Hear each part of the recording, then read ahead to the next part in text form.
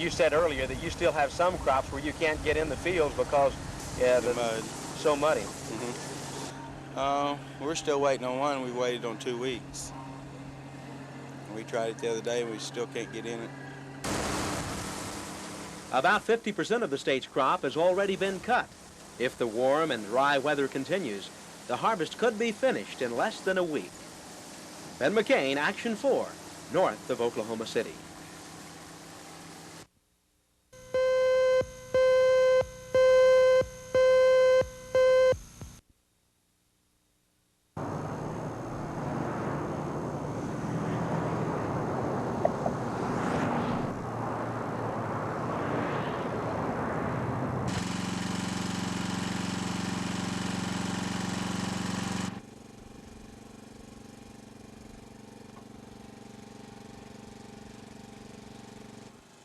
The reason I do this is because I feel that I can assist someone that wouldn't have radio contact or telephone communications with emergency medical teams.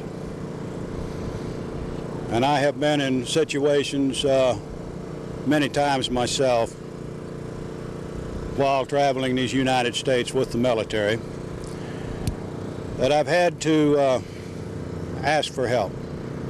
And when you ask for help, you got to be able to return it.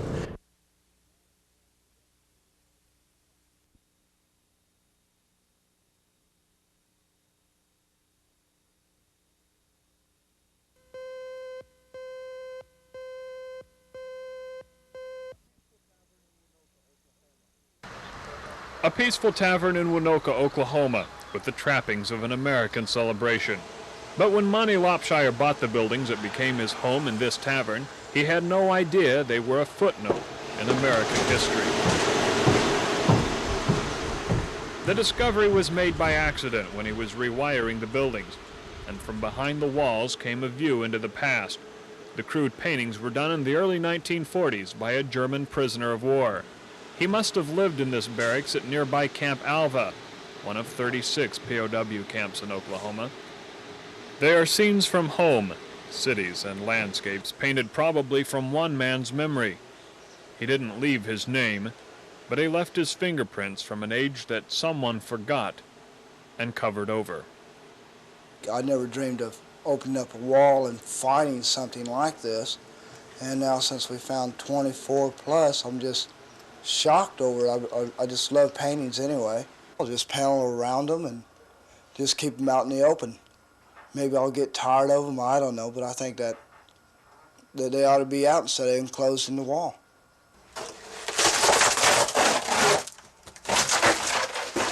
Finding the paintings has become an obsession with Lopshire. He's knocked holes in the walls all over his house, trying to find more artwork from an anonymous German prisoner of war.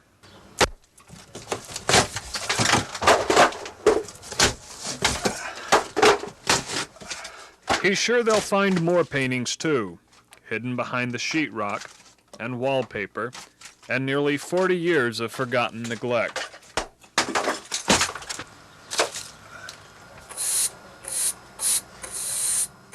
His house and tavern may look a little unusual when he's finished, but that's all right. There's an unusual history behind it, one that Lopshire will be more than happy to explain. Charles Schnitzer, Action 4 in Waynoka, Oklahoma.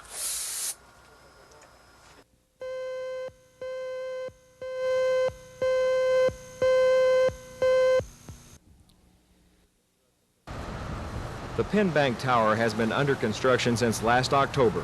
The 22-story, $38 million building had a completion date of May 1983. That's when ground was broken. And that completion date remains the same today, even though the bank, which was going to occupy 30% of this high-rise, doesn't exist anymore. It seems as though the tower that's going up and the bank that has already gone under have not had as close a relationship as one might think. That's according to a man who has been closely associated with both. Ron Burks is on the board of directors of the now-defunct Penn Square Bank. He is also a moving force and general partner of Penn Bank Investors. In an off-camera interview today, Burks told me that Penn Square Bank has not invested any money in the new tower. He says they have only leased space, and that 30% of space they have leased will not be a problem to replace.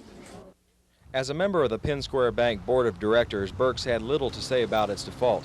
He did say this reflects the fact that Oklahoma is not as well off financially in the business sector as it was a year ago. But why a bank that in only 9 months would cease to exist would plan on expanding its operations to 6 floors of a new tower remains a troubling question, and one that might not have some easy answers, but might have some disturbing ones for more than just the banking community. Steve Newman, Action 4.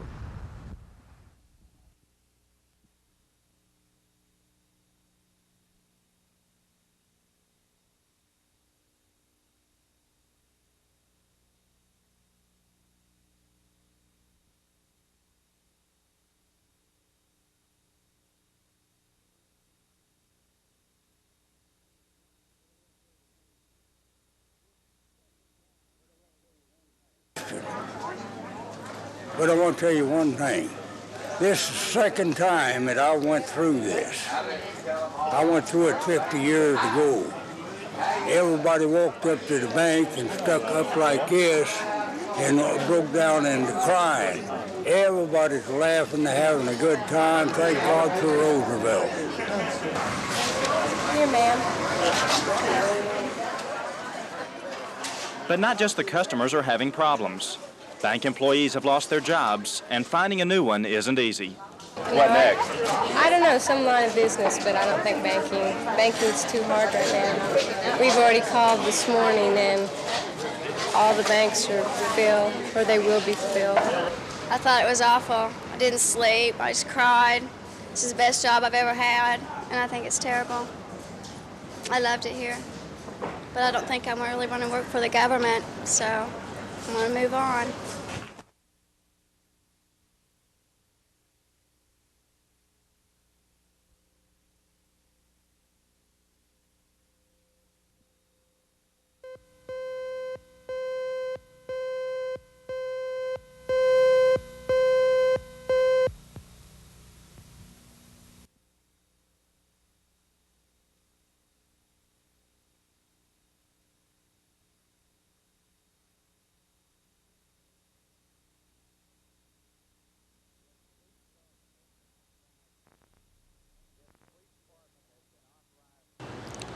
Yes, the police department has been authorized to administer a reward of $5,000. And that $5,000 is specifically for timely information that leads to the safe return of the Dixon child.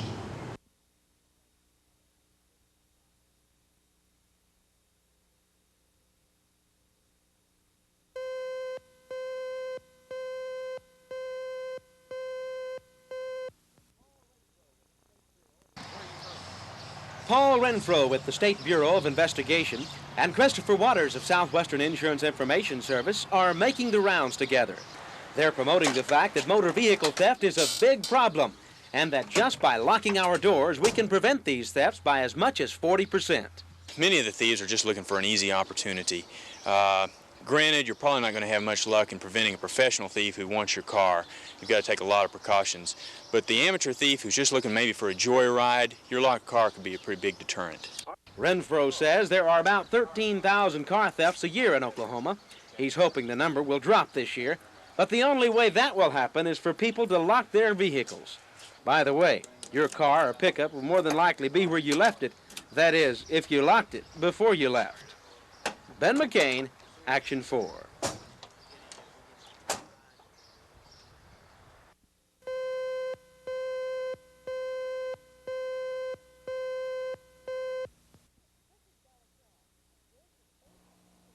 This is Bella Shaw, and this is H&C Equipment Company in Hinton, Oklahoma, Lloyd Rader's hometown. And this is Russ Gaskill, the manager of H&C and the one who submits the bids. We asked him to respond to the allegations that Tom Daxon made. Mr. Gaskill, the State Auditor Inspector Tom Daxon today released an audit which questioned the business practices between your company, H&C Equipment Company of Hinton, and the Department of Human Services. And there were several questionable procedures listed here, one of which H&C was allowed to deliver equipment which was a year older than called for, the use of split purchases, and on and on. In other words, you were given preferential treatment. Well, how do you respond to these allegations? Well, I don't see any basis for, because anything that H&C Equipment Company or I personally was involved in was delivered as per the specs. Everything is done on a competitive bid basis, and once I fill out the bid and take it to the State Board of Public Affairs, then I'm through with it. Whatever happens past that point, I have no control. We then asked him if he knew Lloyd Rader or anyone within the department who would give his company preferential treatment. I have met him on one occasion, but really if he walked in the door, I wouldn't know him except from his pictures in the paper. Officials at H&C also pointed out that they do business with the Department of Transportation, the Department of Forestry, Oklahoma City, and numerous other government entities. They can't understand why they're being singled out for questionable business practices, other than the fact that Hinton is Lloyd Rader's hometown, and Lloyd Rader is considered a political liability for Governor Nye in this election year. Bella Shaw, Action 4 in Hinton.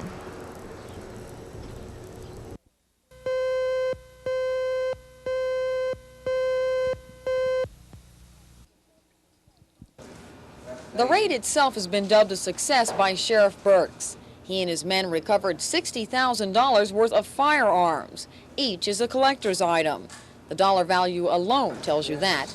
The 11 guns range from $250 apiece to $23,000 for a matched pair. They were stolen from this Oklahoma City gun store over a week ago. A phone call Wednesday night told the sheriff where they were hidden. An early morning raid on a northeastern Panhandle home proved the information true. We get a lot of good help from citizens. This is where we get our information mostly. Of course, in the sheriff's office, in the small sheriff's office, we cannot buy our information like some of the other agencies that can hire informers, and we do not. No one's been arrested so far for stealing the guns. One man was questioned and released, but the sheriff's office is looking for 2 other people. Burks says his department knows who they are, but can't release any identifications. The sheriff wants to question them about the guns and also about an extensive drug manufacturing setup that was found along with the firearms. An array of pills, pot, and a white substance, possibly PCP, was found spread throughout the house. The sets of scales and other measuring devices leads officials to believe the home was some type of drug manufacturing headquarters. Once found, Pottawatomie County Sheriff believes the 2 suspects will be connected to many unsolved crimes. Sherry Sellers, Action 4 in Shawnee.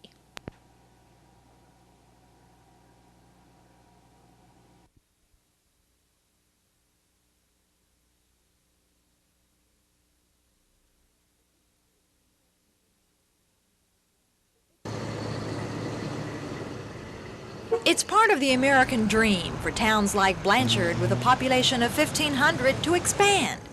And industries like Matador, which produces chili rellenos, provides jobs for the people in the town. Thousands of chili rellenos are churned out each day. And now, some people are complaining about the odor they produce. The problem is this lagoon out back. Nearby, you can see homes in the area. The homeowners say the smell from the lagoon is ruining their lifestyle. Brenda Yarborough and Avis Winters say their husbands sunk their life savings into their homes, and now the value has gone down substantially. They say the smell from the lagoon has made their lives miserable. Well, you can't, on certain days, you can't hang out clothes because it smells so bad. You can't have picnics. I mean, it smells terrible. I don't notice it. I eat out there every day under that tree right there by it, and I don't notice the problem. But employees are happy to have the job. In fact, they don't even notice the smell. We're under federal inspection, and they say what we do, we got to do what they say, and they say they can't see nothing wrong with it, so I don't see why just some 2 or 3 people down the street down here has the right to complain like they are myself. But the chilies are only half the problem. Just beyond one homeowner's back fence lies Smart Drilling Company. The homeowners say the company's late hours keep them awake at night. The citizens have filed a lawsuit against the company, citing improper zoning and failure to comply with city ordinances. They're asking for over $500,000 in damages. The case will be heard in September. In the meantime, those peppers keep churning out, and the residents keep getting hotter and hotter. Bella Shaw, Action 4 in Blanchard.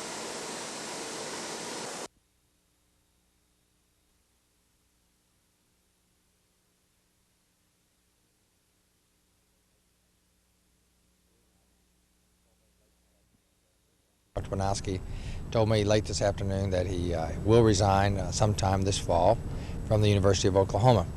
I appreciate very much the service that he's rendered OU and the state of Oklahoma, and I'm very pleased that he has been the president, and I, of course, regret to see him leave.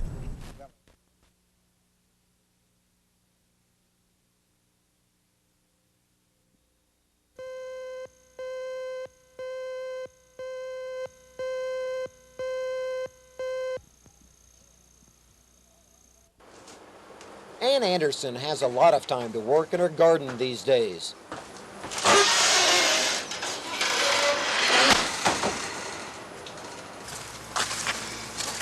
Mrs. Anderson's 7 natural children are all grown. She and her husband Gerald are raising a 5-year-old adoptive son along with their cucumbers. Up until 15 months ago, the Andersons were also rearing a foster child. Ann and Gerald wanted to adopt young Josh. They had cared for him for the first 2 years of his life. The welfare department said no. When Mrs. Anderson went public with her problem, the welfare department snatched Josh away. At the time, welfare department spokesman George Miller said Josh was taken because the Andersons violated their state contract. Miller says Ann failed to protect the child's anonymity by allowing TV and newspaper coverage of her confrontation with welfare workers. If I might paraphrase George Miller, he's a liar. I never allowed the child's name to be used, and it still has not been used, nor will it be if I have anything to say about it.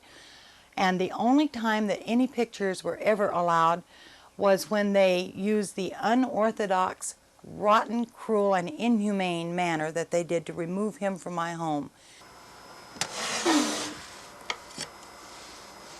Everything's ready for him.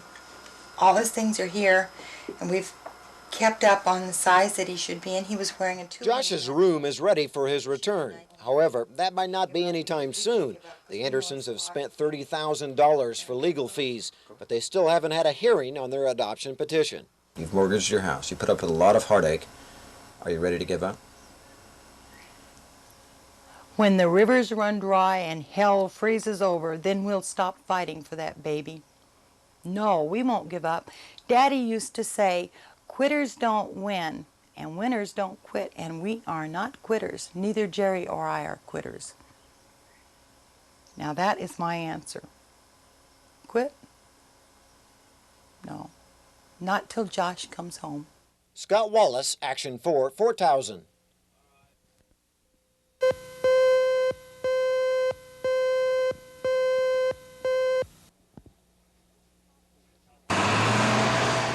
This is probably the hardest part of the preparations, the unloading of the heavy cement traffic barriers. They were the last thing brought in and unloaded today, but they'll be the first thing to go when construction starts. The barriers will divide those few lanes that are left open on the Broadway Extension Bridge.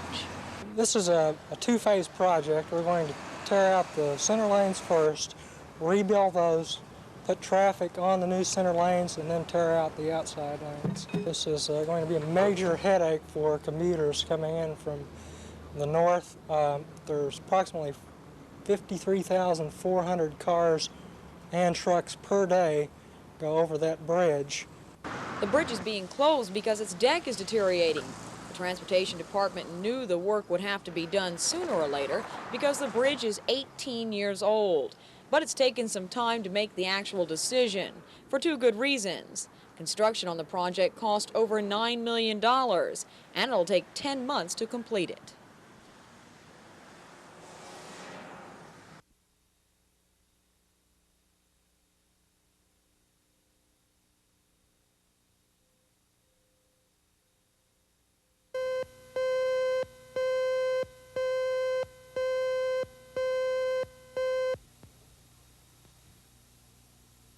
This is how the old cosmetology building looked just a few months ago at the Middale Votech School. At first glance, you might think its usefulness is over, but not so.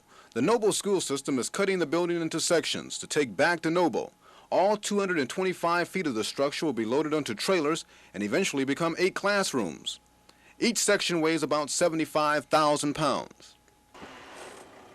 But first, a place must be cleared for the buildings in Noble, and that means more building moving. All this shuffling of buildings is going to cost about $25,000, still a lot cheaper than building new classrooms. No room can afford to be wasted here. Once moved, these old Army barracks will continue to serve in some capacity for the school system. Despite efforts of school administrators, there's still little hope Noble will ever have enough space to conduct school comfortably. So I'm always hopeful. I believe things are going to work out, but I can't see a time in the next 15 or 20 years that Noble School will have the money and the facilities to house all the students that we've got now, plus the increase that we're getting every day of the year. Noble has about 2,500 students in a town with a population of 4,500.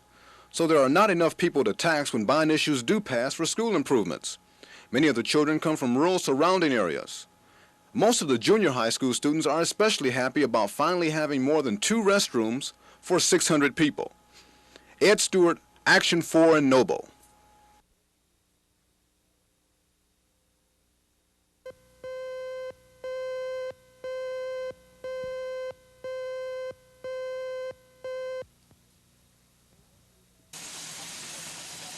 For one weekend each year, Mission Park in Pawnee returns to another century. The sights and smells are unmistakably America in the late 1800s, back when the steam engine ruled the country. Old-timers will tell you, steam helped the settlers tame the new frontier. But as we migrated west, the farms got bigger and it took more power, and they couldn't do it all with horses, so steam engines got bigger to do the plowing and to do the thrashing, all of the related jobs that needed to be done on the farm. So we needed this to grow, and we did grow. But now their days is over with, except to just show. The gasoline motor has replaced the steam engine on America's farms, but steam buffs like to show off what their machines can do. A little coal and a lot of water can run a sawmill all day. The smell of fresh-cut cedar shingles mixed with coal soot can drive a steam supporter wild.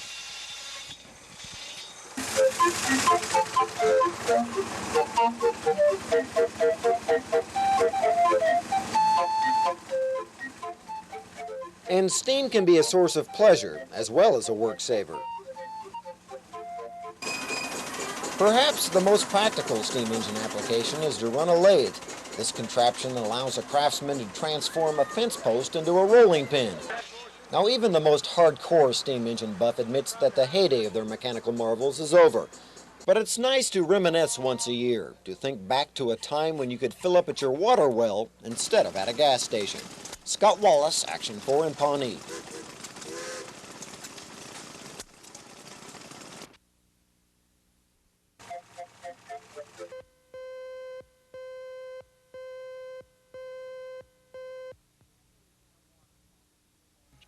Chandler has had a water problem for a long time. Like a lot of communities in Oklahoma, enormous growth has outdated the city's water treatment facility. The Chandler water plant has been closed for expansion, and that's when the real problem began. The health department has suggested residents boil their water for taste and added precaution. Although the department says the problem in Chandler is not a particularly dangerous one, they advise caution. City crews are busy fixing the problem, and a spokesman with the state health department says things should be back to normal by tomorrow. We still have in effect a recommendation that the water in Chandler be boiled before it be consumed. City of Chandler's trying to improve their water system, and they're really making a great deal of progress on improving it. They're going through some modification at the plant, and the city could not be more desirous of getting the problem corrected, and they've made a great deal of progress over the weekend in trying to get it corrected. Hopefully by in the morning they'll have the plant back in operation and we won't have the worry. The improvements to the city's water plant should stop this kind of problem in the future. But officials say until the water is noticeably better, residents should continue to boil their drinking water until it can be properly tested. Kurt Autry, Action 4.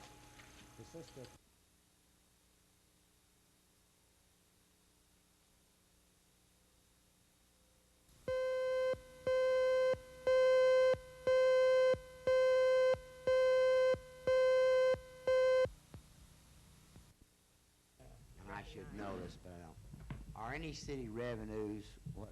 I am not aware of. You're considered as voting yes, unless you express yourself as voting no. We were preparing to call on the representative of the Planned Parenthood Association, and that is Ms. Claudia Bond. And City Woman Feeney, thank you for allowing me the privilege. At no time was there any effort to deceive any member of the public, city staff, or city council. When council changed the grant award from one for building renovation to one for services, a small but vocal group seized the opportunity to create a destructive controversy. Because of the divisiveness which such individuals would cause this community, Planned Parenthood respectfully withdraws its revenue-sharing application.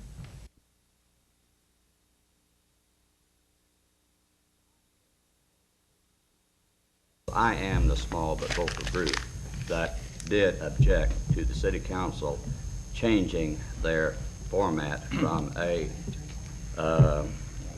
grant, which was illegal, to a device to circumvent the state law to do this under the guise of a professional service contract. Now, I very, very much resent your remark in that area. Let me explain that. Mayor.